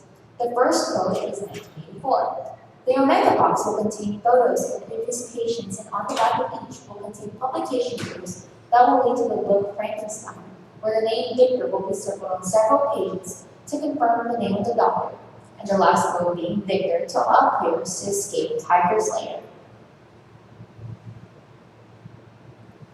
Behind the book. Okay, so put little asterisks there. So we'll be pulling them up on Skype momentarily. Was there technical problems with the presentation? Or? So theirs is a PowerPoint that has video embedded. So we can show you guys like this whole PowerPoint. It's folder this one to actually work on it. Yeah, their submission was just in a different format than the other one, so. Yeah. I think I cut off the audio in the very first slide, right as it was about to end. Do you want to go back to the first slide and play it back? There's no way for me to like go to a certain point in audio. precise. You have to wait like 2 minutes and put on this one. Do you want to go back? Do you guys want to go back to the first one and see that again, right? Cut off? Yeah, sure. Yeah. Just so to get, yeah, try that again.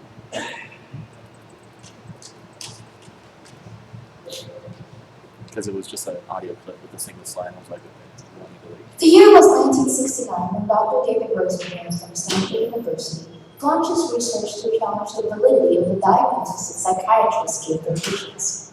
Rosenhan sent 8 sane people into 12 different psychiatric hospitals to go undercover and act insane to see the doctors and nurses in the hospitals would be able to differentiate legitimate mental disorders from fake ones. None of the pseudo patients were caught, and almost all were misdiagnosed with mental disorders.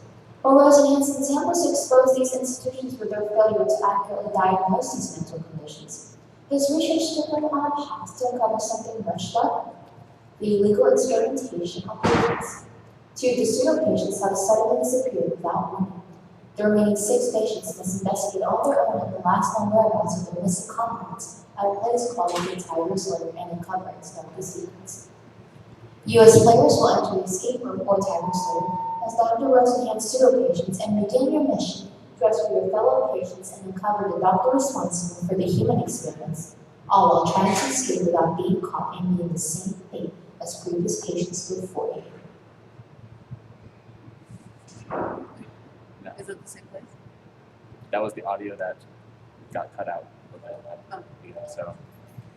Okay, so let's pull them up on Skype and hopefully they'll be able to clear out anything that might have gotten lost in translation.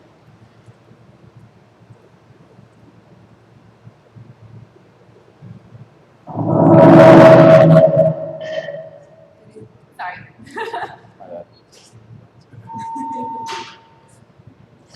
Hello. Hi. I can hear you, but I cannot see you. Hi. Okay, we're gonna turn you around. Alright, judges, do you have any questions? So basically, you're posing as a mental patient, trying to figure out these crimes, or not the crimes that they're potentially committing, correct? In the asylum, is that what the whole thing is? I'm sorry, your audio is choppy. All right, come closer to you. So you're a mental patient in this asylum that you're admitted in to figure out these crimes, and then what's the win at the end? So your goal is to find who the doctor is, or what's happened, or what's the end goal? The goal was kind of to rescue their fellow super patients, and also uncover the doctor's name who was responsible for this experience.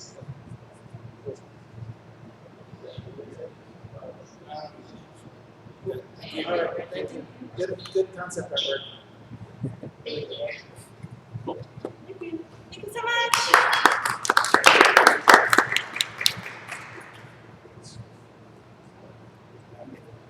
Yeah.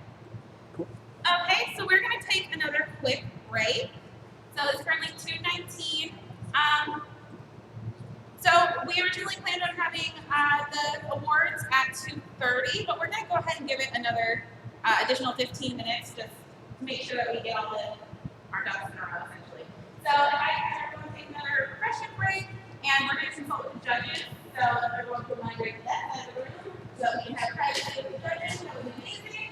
And we will start awards at about 2:45. Thank you so much. So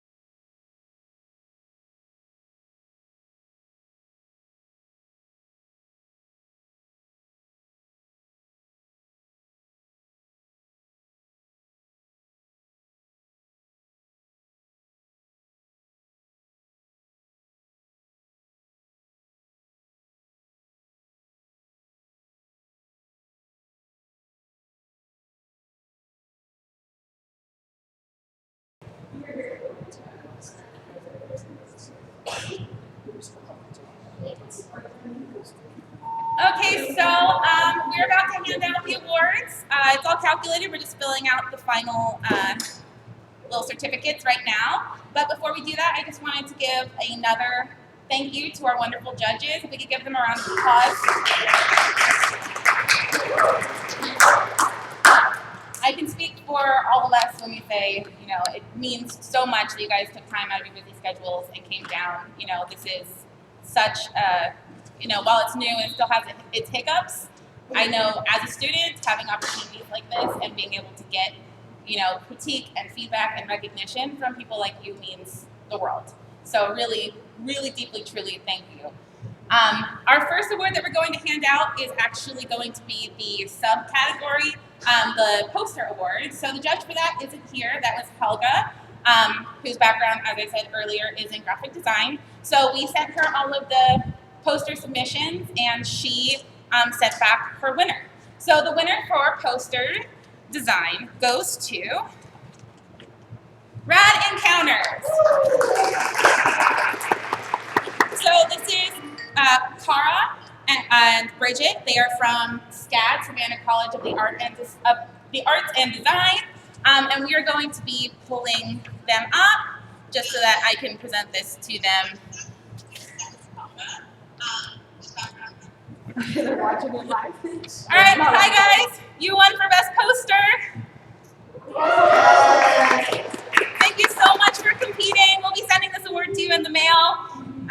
You can wave at our judges, although the one who graded this wasn't here, but there they are, and your whole wonderful audience here and online. So thank you, Cara. Yes, it was. You have a fan in the audience. Oh, sorry. The next one is.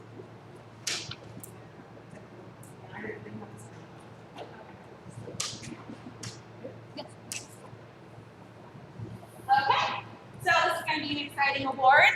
So we have these awards just to kind of explain, separated into three categories. So we're going to have an overall winner. I will announce that last. But then there are two other categories, and those are for creative and for technical. And so those each have their own scoring systems as well. And so if we can get a round of applause, or a round of drum roll for the winner. This is the winner of the Technical Excellence Award. That is going to Under Pressure by Nicole and Cameron. Cameron and Nicole, but here you go, Nicole. If you'd like to wave at your online audience. All right, and of course, thank our wonderful judges.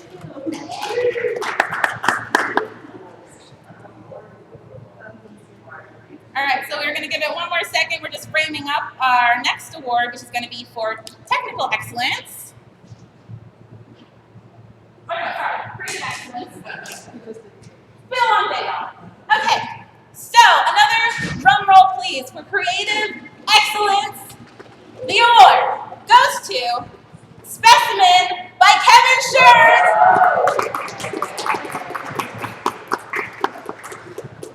Great job, Kevin. Thank you. It's all your online viewers. Thank you. Thank you. All right, so last and certainly not least is going to be the overall winner for design, creative, the whole shebang. We have the award all framed up and ready to go. Give me 1 second.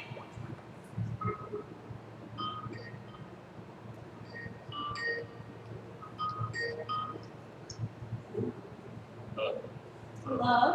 Hi, we're going to turn the camera around so you can see, okay?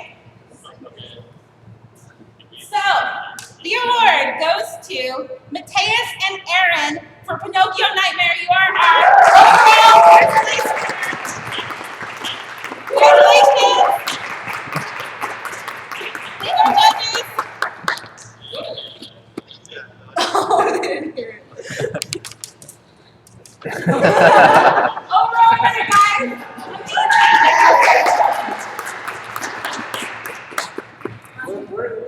They're from University of San Diego, right?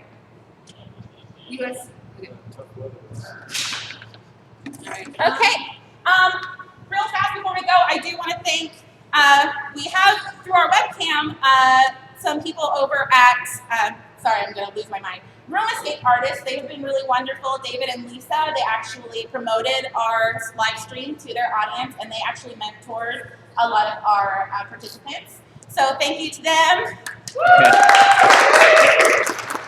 And again, thank you, judges, and everyone that's watching through the live stream, all of the other competitors. We will be sending to you your participation awards, because you each are going to get a signed participation award, and whatever feedback we have from either your poster design or your overall design. So thank you, everyone! And thank you, April, for putting this all together.